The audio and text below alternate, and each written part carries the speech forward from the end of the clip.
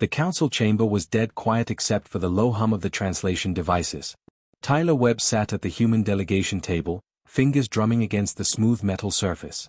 He'd been in tense negotiations before, but this felt different. Across from him, the Vectory ambassador was practically vibrating with barely controlled rage. The dispute had been going on for months. A cluster of asteroids, rich in rare minerals, sitting right between human and Vectory space. Both sides claimed discovery rights. Both sides refused to back down. And now, apparently, talking was over. Ambassador Thex rose to his full height, easily 7 feet tall, his scales catching the harsh overhead lights. His species had evolved on a heavy-gravity world where only the strongest survived. You could see it in every movement, every muscle coiled beneath that armored hide. Enough of these pointless words. Thex's voice came out as a growl that the translators struggled to smooth into something resembling diplomacy. We challenge the humans to trial by combat. Ancient law. Your champion against ours. The victor claims the asteroid cluster. Tyler felt his assistant, Rachel Porter, tense beside him. She leaned in close, whispering urgently. Sir, we need to think about this. The Vectory have never lost a combat trial. Their creature, the Ravenclaw, it's killed everything they've put it against. Tyler knew she was right. He'd seen the footage. The Ravenclaw was a nightmare made flesh, something the Vectory had spent generations engineering into the perfect killer. 3 meters of pure predatory violence, covered in natural armor plating that could deflect energy weapons. Its claws could tear through starship hull material. The thing had fought creatures from a dozen different worlds and never even been injured. But Tyler also knew something else. He knew that backing down here would signal weakness to every other species watching this dispute. And in galactic politics, weakness was blood in the water. He caught the eye of Dr. Jennifer Hayes across the room. She was supposed to be here as a scientific advisor, something about ecological assessments of the asteroid belt. But Tyler had asked her to come for a different reason entirely. She gave him a tiny nod. We accept, Tyler said calmly. The chamber erupted. Alien delegates from a dozen species started talking at once, their various languages creating a cacophony that overwhelmed the translators. The Vectory delegation looked shocked for just a moment before Thex's expression shifted into something that might have been a smile on a human face. On him, it looked like a predator baring its teeth. Excellent, Thex said, drawing the word out. 3 days. The combat arena at Kara Station. Neutral ground. Your champion against our Ravenclaw. He paused, his eyes glittering. I almost feel sorry for whatever poor warrior you send to die. Rachel grabbed Tyler's arm as the session broke up. Sir, what are you thinking? We don't have anything that can fight that monster. Our best combat suits, maybe, but even then. We're not sending a combat suit, Tyler interrupted quietly. Then what? A drone? A mech? Tyler smiled. Something better. Trust me. Over the next 3 days, the entire sector buzzed with speculation. The humans had accepted a combat trial. Had they lost their minds? Betting pools opened on dozens of stations. The odds on humanity winning were astronomically low. Nobody gave them a chance. The Vectory were already celebrating. They'd leaked footage of the Ravenclaw in training, probably to intimidate the humans into withdrawing. The creature was even more terrifying in motion than in still images. It moved with impossible speed for something that size, struck with devastating power, and showed a vicious intelligence in how it dismantled its opponents. Meanwhile, Jennifer Hayes had quietly departed Earth on a fast courier ship. She'd filed some unusual cargo manifests that raised eyebrows in customs, but Tyler's authorization pushed them through. When Rachel tried to ask what was being transported, Tyler just told her to wait and see. On the morning of the combat trial, Tyler and Rachel took a shuttle to Kara Station. The arena was an impressive structure, built centuries ago to settle disputes without fleet warfare. It could simulate dozens of different environments, and thousands of spectators could watch from the observation decks or via live feeds across the sector. The viewing gallery was packed. Everyone wanted to see the humans get destroyed. Tyler could feel the weight of all those alien eyes on him as he took his seat. The atmosphere was somewhere between a sporting event and an execution. Below, in the arena itself, the environment had been set to something neutral. Rocky terrain, some vegetation, obstacles for cover. A place where different fighting styles could all find some advantage. The Ravenclaw's entrance gate stood ready on one side, the human gate on the other. Thex settled into his seat nearby, that predatory smile still on his face. It's not too late to withdraw, Ambassador Webb. We would understand. The Ravenclaw is undefeated. There is no shame in recognizing superior force. Tyler didn't respond. He was watching the arena floor, waiting. The announcer's voice boomed through the space, translated into dozens of languages simultaneously. The terms were explained again for the audience. Single combat. Victory by death, submission, or withdrawal. The winner's government would gain exclusive rights to the disputed asteroid cluster. Then the Ravenclaw's gate opened, and the creature that emerged made the entire gallery fall silent. The Ravenclaw stepped into the arena, and the temperature in the observation deck seemed to drop. This wasn't some holographic recording or distant footage anymore. This was real, and it was absolutely terrifying. The creature moved with a predator's confidence, each step deliberate and powerful. Its scales were a deep obsidian black, shot through with veins of deep crimson that seemed to pulse with its heartbeat. The armor plating across its back and shoulders looked thick enough to stop a tank round. When it opened its mouth to roar, rows of serrated teeth glinted under the arena lights, each one as long as a human finger. The sound that came out wasn't just loud. It was designed to trigger fear responses in prey species, a psychological weapon as much as a physical warning. Even through the protective barriers of the observation deck, Rachel felt her stomach clench. Several alien spectators actually backed away from the viewing windows. The Ravenclaw prowled across the arena floor, claiming its territory. It moved to the center and stood there, waiting, radiating menace. The creature's enhanced intelligence was visible in its eyes as it studied the environment, calculating angles of attack, identifying cover positions. Tyler watched Thex out of the corner of his eye. The Vecthory ambassador was practically glowing with pride and confidence. He leaned back in his seat like someone who'd already won and was just waiting for the formality to play out. The announcer's voice cut through the tension. The Vecthory champion has entered. Now, the human champion. Every eye in the gallery turned to the human entrance gate. Rachel gripped the armrest of her seat. She still had no idea what Tyler had planned. Was it going to be some kind of advanced robot? A genetically modified soldier? Some secret weapon humanity had been hiding? The gate opened. Dr. Jennifer Hayes walked out onto the arena floor wearing old hiking boots, worn jeans, and a faded green jacket. She carried a small backpack over one shoulder and moved with the easy confidence of someone taking a stroll through a park. Behind her, connected by what looked like an ordinary rope leash, came something that made the entire gallery go silent. At first glance, it looked almost comical next to the Ravenclaw.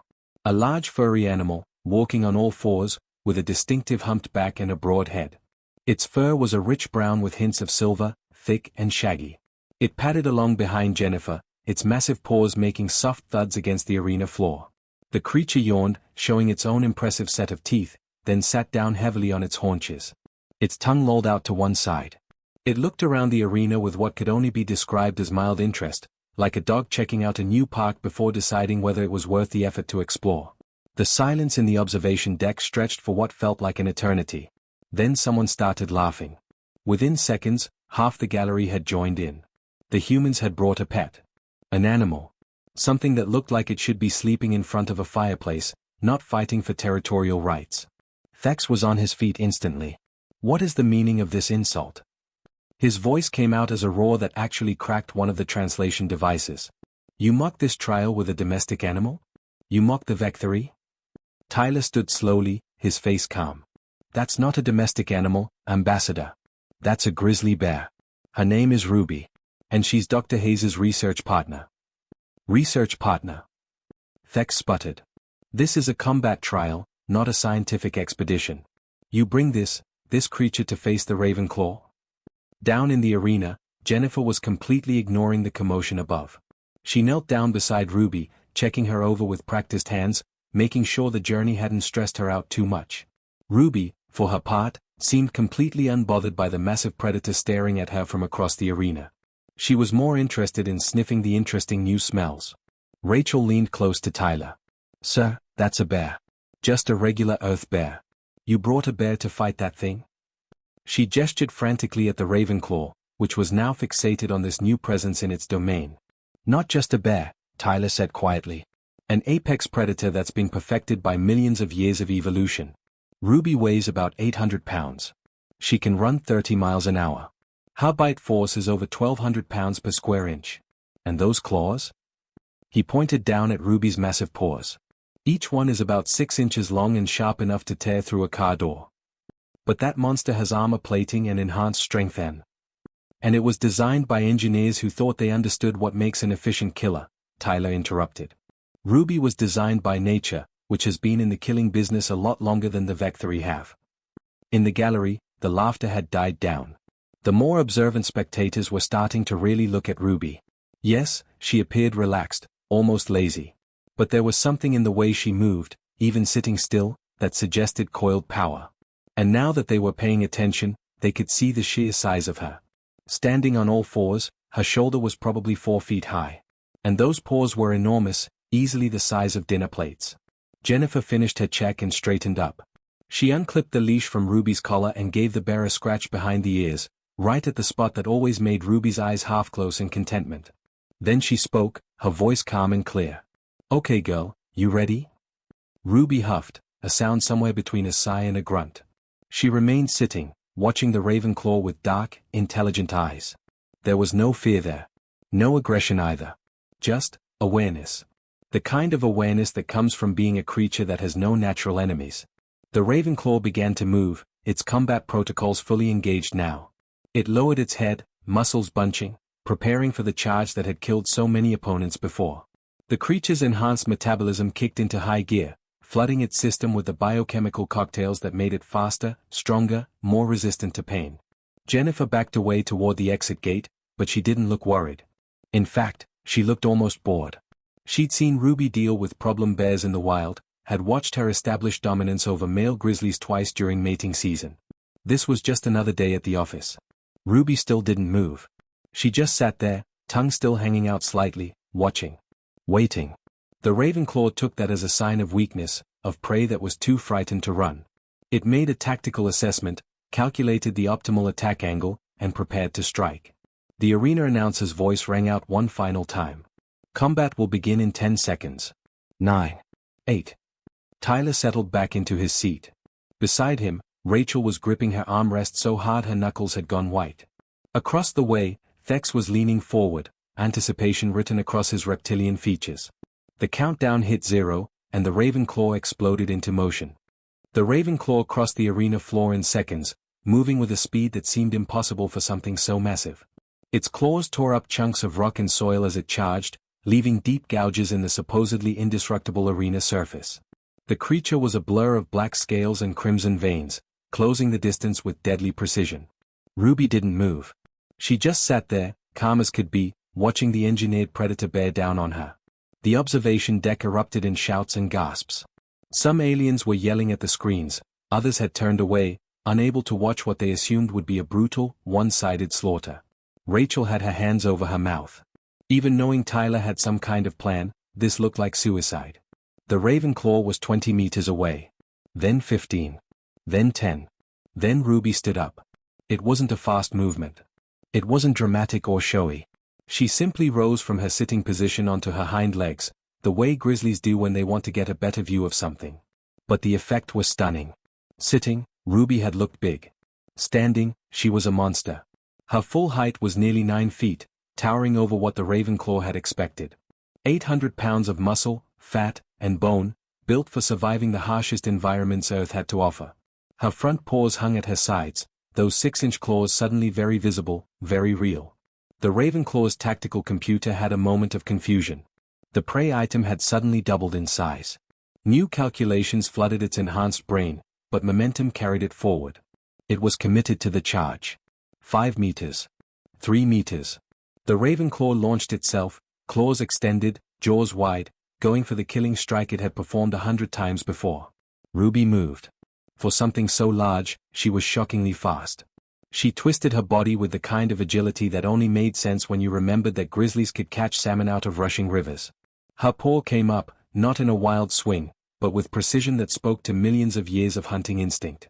The impact sounded like a car crash. Ruby's claws connected with the Ravenclaw's shoulder, and that supposedly impenetrable armor plating might as well have been tissue paper. 5 parallel gashes opened up, deep and clean. Dark blood sprayed across the arena floor. The Ravenclaw's charge was deflected, its trajectory changed mid-air, and it crashed hard into the ground, rolling several times before scrambling back to its feet. The observation deck went absolutely silent. The Ravenclaw stood there, stunned. Its enhanced pain suppressors were working overtime, but nothing in its programming had prepared it for being hurt. It had fought other engineered creatures, battle drones, even combat mechs. Nothing had ever gotten through its defenses. Nothing had ever made it bleed. Ruby dropped back to all fours, circling slowly. She wasn't rushing in. There was no bloodlust in her eyes, no frenzy. This was something colder, older. This was a predator that had learned patience the hard way, through winters where one mistake meant starvation, through competitions with other bears where the loser didn't get a second chance. Jennifer's voice carried across the arena, calm and clear. Easy, go. Take your time. The Ravenclaw's tactical systems recalibrated. Initial attack failed. Armor compromised. Opponent significantly more dangerous than projected. It shifted strategies, moving to circle Ruby, looking for an opening. The creature's enhanced intelligence was actually working against it now, because it was trying to understand what had just happened, trying to fit Ruby into categories of threats it had been programmed to recognize. Ruby didn't care about any of that. She'd faced down male grizzlies 3 times her size. She'd fought wolves, mountain lions, and once, memorably, a particularly aggressive moose. The Ravenclaw was just another animal that needed to learn its place. The Ravenclaw darted in, testing, snapping its jaws at Ruby's flank. She pivoted faster than something her size should be able to move, her jaws catching the Ravenclaw's extended neck. Her bite force, 1,200 pounds per square inch, clamped down on scales designed to resist energy weapons. The scales cracked. The Ravenclaw shrieked, a sound of pain and confusion, thrashing wildly to break free. Ruby released it, backing off a step, blood on her muzzle. Not her blood. Tyler watched Thex's expression change from confidence to confusion to the first hints of genuine concern. Around them, the other alien spectators were leaning forward now, shocked into attention. This wasn't going how anyone had expected. The Ravenclaw was faster, true. It had enhanced reflexes and tactical programming that let it calculate optimal attack patterns in microseconds. But Ruby had something else. She had instinct honed by evolutionary pressure that made the Vectree's genetic engineering look like a first-year science project. When the Ravenclaw tried to use its speed advantage, dancing around Ruby with rapid strikes, she showed why bears had survived the Ice Age. She didn't try to match its speed. She predicted where it would be, reading its body language in ways its programmers hadn't anticipated. Every time it darted in, she was already moving, claws or teeth finding their mark. When the Ravenclaw tried to overpower her, using its enhanced musculature to wrestle her down, Ruby demonstrated raw strength that had evolved to flip boulders weighing half a ton, searching for grubs and roots underneath. The engineered creature found itself being shoved backward, its feet sliding across the arena floor despite its best efforts. The fight developed a rhythm. The Ravenclaw would attack with precision and tactical intelligence. Ruby would respond with something that looked simple but was devastatingly effective. No wasted movement. No unnecessary risks. Just efficient, brutal responses that left the Ravenclaw more damaged with each exchange. Rachel watched in amazement. It's like Ruby knows what it's going to do before it does it. Tyler nodded. She's reading its body language. Grizzlies are incredibly perceptive. They can tell if another bear is aggressive, playful, or bluffing from tiny cues. The Ravenclaw's enhanced intelligence means it has more complex behavior patterns, but it still has body language. And Ruby's reading it like a book. The Ravenclaw was bleeding from a dozen wounds now. Its armor was cracked in multiple places. One eye was swollen nearly shut. The creature's enhanced healing was working, trying to close the wounds, but it couldn't keep up with the damage Ruby was inflicting every time they engaged. And Ruby? She had some scratches, one bleeding cut on her shoulder where the Ravenclaw had landed a solid hit early on. But she didn't even seem to notice. Her species had evolved with layer upon layer of fat, thick hide, and a pain tolerance that bordered on legendary. During salmon runs, grizzlies would fish for hours with injuries that would disable most creatures, because stopping meant starvation. Jennifer called out again, her voice carrying encouragement that the translators couldn't quite capture. It wasn't commands. Ruby didn't need commands. It was more like a conversation between partners who'd worked together for years, each trusting the other completely. The Ravenclaw tried one more charge, desperation overriding its tactical programming. It came in low and fast, going for Ruby's legs, trying to cripple her mobility. It was a good strategy, one that might have worked against a lot of opponents. Ruby reared up again, this time bringing both front paws down in a hammer blow that hit the Ravenclaw's back like a falling tree. The creature's legs buckled. It went down hard, the impact forcing the air from its lungs. Before it could recover, Ruby was on top of it, 800 pounds of apex predator pinning the engineered creature to the ground. Her jaws closed around the Ravenclaw's throat, not crushing, not killing, just holding. A dominance display that was older than human civilization, older than agriculture, older than language itself. The message was clear and unmistakable. I can kill you anytime I choose. Submit, or die. The Ravenclaw went completely still beneath Ruby's massive form. The creature's enhanced intelligence understood survival instincts, and right now every fiber of its engineered being was screaming that continued resistance meant death. Its struggles ceased. The fight was over. Jennifer's whistle cut through the arena, sharp and clear. Ruby's jaws opened immediately, releasing the Ravenclaw's throat. She backed off several steps, then calmly walked back toward Jennifer as if nothing particularly interesting had just happened.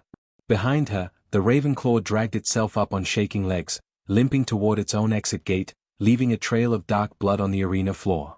The observation deck exploded into chaos. Aliens from a dozen different species were on their feet, shouting, arguing, pointing at displays and replaying the fight from different angles. Some were demanding answers. Others were frantically adjusting their entire understanding of human capabilities. A few looked genuinely frightened, which was exactly the reaction Tyler had been hoping for. Thex stood frozen, his scaled face cycling through expressions that his species rarely showed in public. Shock. Confusion. And finally, something that might have been fear. His unbeatable champion had just been dominated by what he dismissed as a research animal. The implications were staggering. Impossible, Thex finally managed, his voice barely above a whisper. The Ravenclaw has fought creatures from 17 different worlds. It has defeated everything from armored predators to combat constructs. How did that animal? Tyler stood, straightening his jacket. Ambassador Thex, I think we need to have a conversation. A real one this time. He gestured to the observation deck's briefing room. Shall we? 10 minutes later, a smaller group had assembled in the briefing room. Tyler and Rachel represented humanity.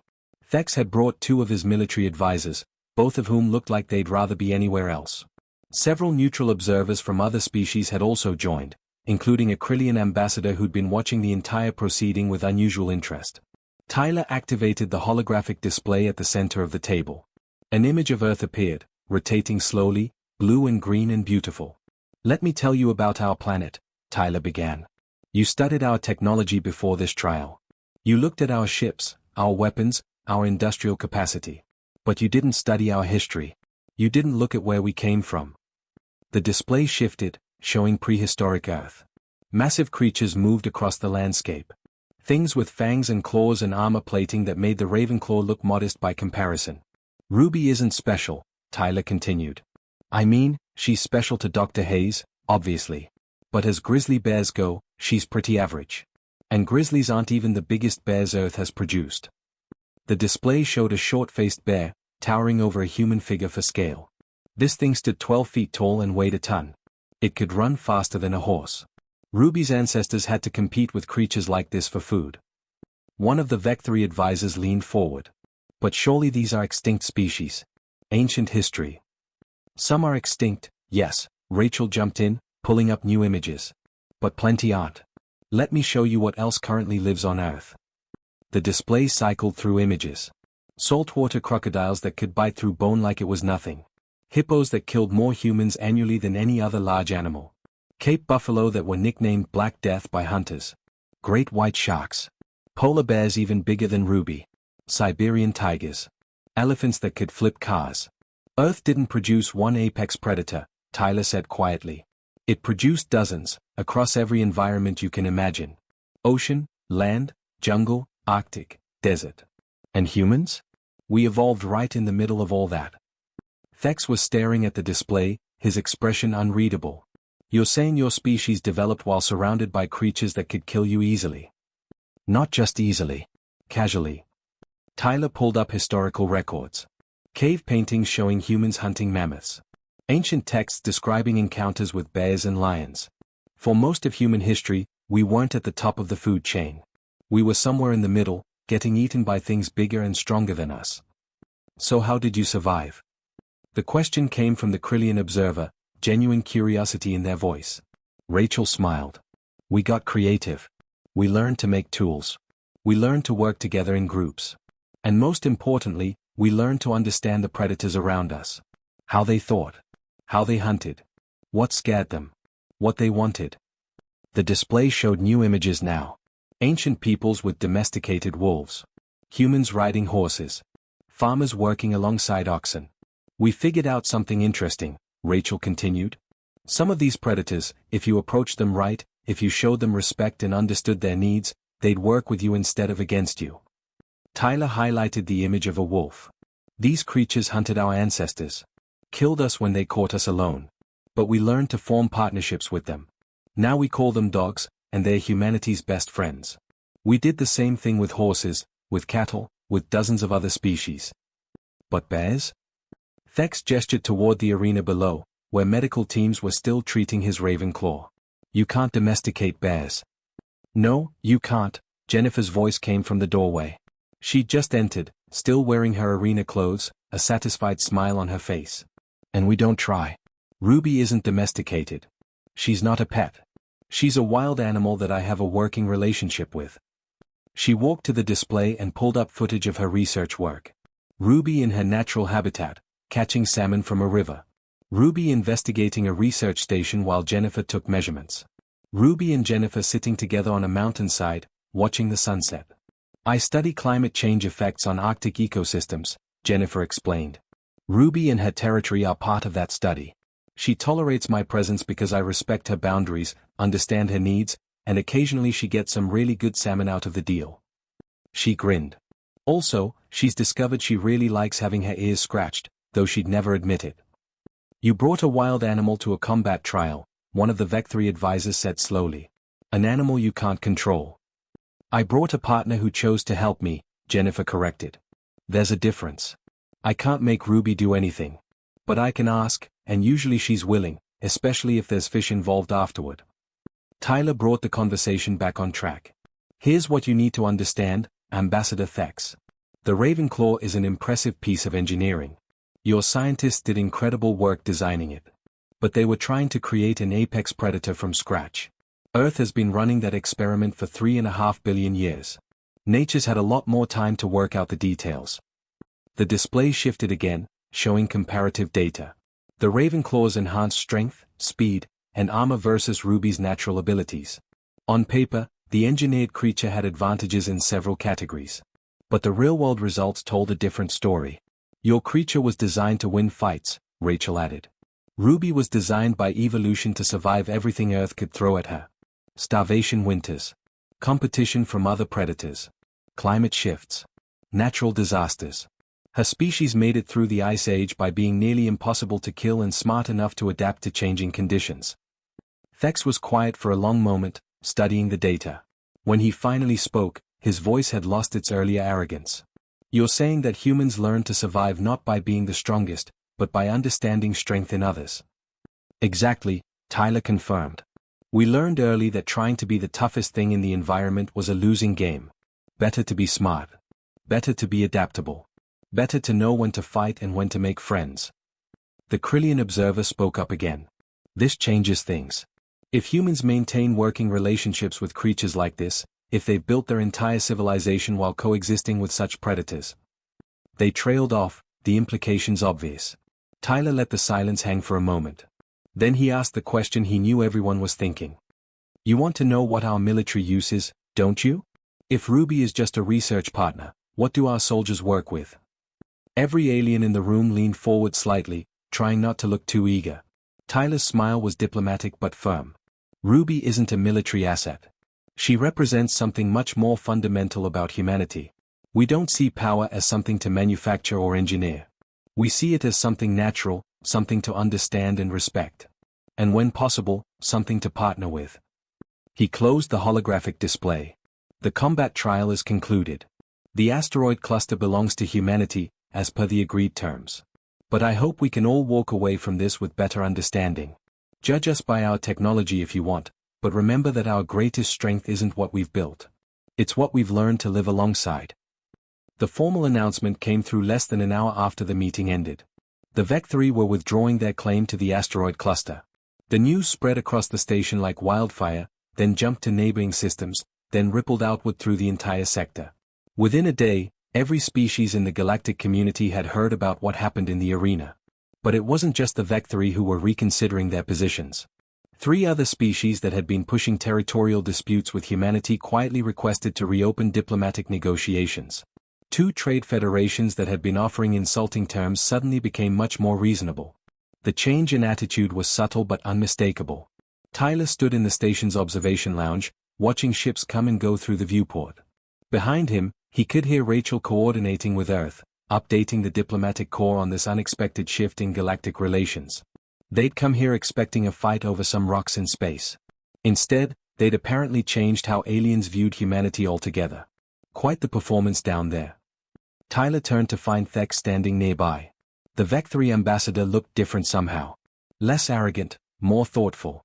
His scales had lost that aggressive posture, settling into something more neutral. It wasn't a performance, Tyler said carefully. That was just Ruby being Ruby. Thex moved to stand beside him at the viewport. For a moment, neither spoke. Then the Vectri ambassador said something Tyler hadn't expected. I owe you an apology. Tyler raised an eyebrow but stayed quiet, letting Thex continue. We studied your species for months before issuing the challenge. We looked at your military capacity, your industrial output, your technological advancement. We concluded you were young, inexperienced, weak. Thex's mandibles clicked in what might have been embarrassment. We thought we understood you. We were wrong. You weren't entirely wrong, Tyler offered. We are young compared to most galactic civilizations. We are still learning. But we've had some excellent teachers. He smiled slightly. They just happened to have 4 legs and claws instead of spaceships and computers. Thex was quiet for another moment, watching a cargo hauler drift past the station. My military advisors are already requesting detailed information about Earth's fauna. They want to understand what other creatures exist on your world. What other surprises you might have. Tell them to watch nature documentaries, Tyler suggested. Seriously. We've got thousands of hours of footage showing everything from tiny insects that can lift 50 times their body weight to whales the size of your cargo ships. It's all publicly available. And these creatures, you live among them? Your cities, your settlements, they exist in the same environment as these predators. Well, we try to keep some distance, Tyler admitted. Most major cities don't have bear problems, for instance. But yeah, we share the planet. Sometimes that causes issues. Sometimes a bear wanders into a neighborhood looking for food. Sometimes a tiger attacks livestock. Sometimes sharks bite swimmers. He shrugged. We've learned to coexist, mostly. It took thousands of years and a lot of trial and error, but we figured it out. The Vectri homeworld had predators once, Thex said quietly. Long ago. We eliminated them. Made our world safe, efficient. We thought that was progress. Maybe it was, Tyler said. Different species make different choices. But for us, losing the predators would mean losing part of what makes Earth, well, Earth. We're trying to protect what's left, actually. Lot of species are endangered because of us. Climate change, habitat loss, hunting. We're working on fixing those mistakes. Thex turned to face Tyler directly. I need to know something. And I need you to answer honestly. I'll try. If this had been a real war, not a trial. If the Vectri had attacked human space with our fleets, would you have used creatures like that bear against us? Tyler considered the question carefully. No. Ruby and her kind aren't weapons. They're not soldiers. Using them that way would be wrong, and frankly, it wouldn't work. You can't command a grizzly bear to attack on schedule. They're wild animals with their own needs and desires. Then what would you have used? Our actual military, Tyler said simply. Ships, weapons, tactics we've developed specifically for space warfare. But that's not really what you're asking, is it? Thex's scales rippled, the Vectri equivalent of a nod. You're wondering what else we've learned from living on a planet full of things trying to kill us, Tyler said. Fair question. We learned to be adaptable.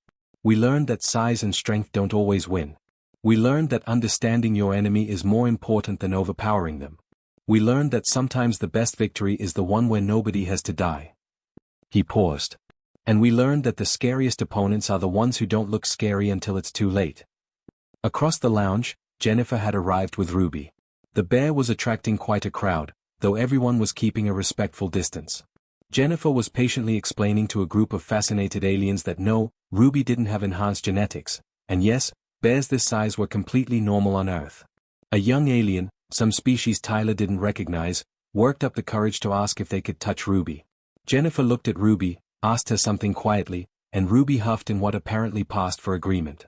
The young alien reached out carefully and touched the bear's fur, their expression transforming into wonder. "She's so soft," the alien said, amazed. 800 pounds of apex predator, Rachel said, coming up beside Tyler. "And right now she's letting some kid pet her like a dog because Jennifer asked nicely. That's somehow more terrifying than the fight was." Tyler had to agree. The fight had been impressive, sure. But this? This showed something deeper. Ruby could have killed that young alien without even trying. Could have hurt anyone in this room. But she chose not to, because she trusted Jennifer's judgment about who was safe and who wasn't. That level of intelligence, paired with that level of power, controlled only by mutual respect and understanding between two species? That was the real message humanity was sending to the galaxy. News feeds across the sector were playing and replaying the fight footage. But the clip that was going truly viral was what came after. Jennifer and Ruby in the station's mess hall, sharing a meal. The bear sitting calmly beside her human partner, occasionally accepting pieces of fish, while aliens cautiously approached to ask questions. One reporter had asked Jennifer if she'd been afraid during the fight. Her answer was spreading just as fast as the combat footage. Afraid for Ruby?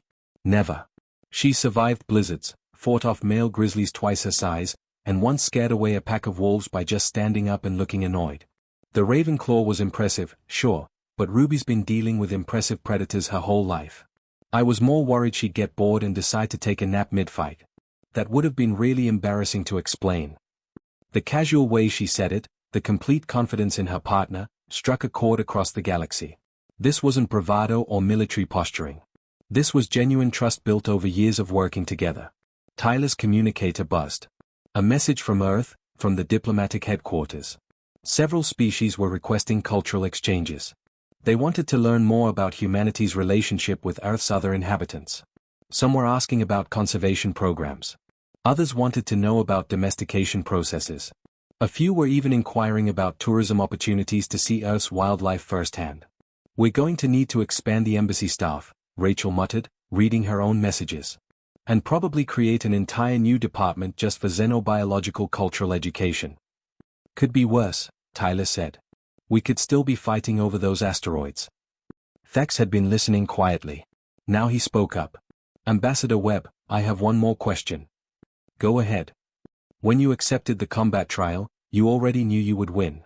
Why did you let us go through with it?" Tyler thought about that. "Honestly? Because telling you wouldn't have worked. We could have explained Earth's natural history, shown you videos, given you all the data. But you wouldn't have really understood until you saw it with your own eyes. Sometimes the best teacher is experience." "An expensive lesson," Thax said quietly, thinking of his injured champion. "But an important one," Tyler countered.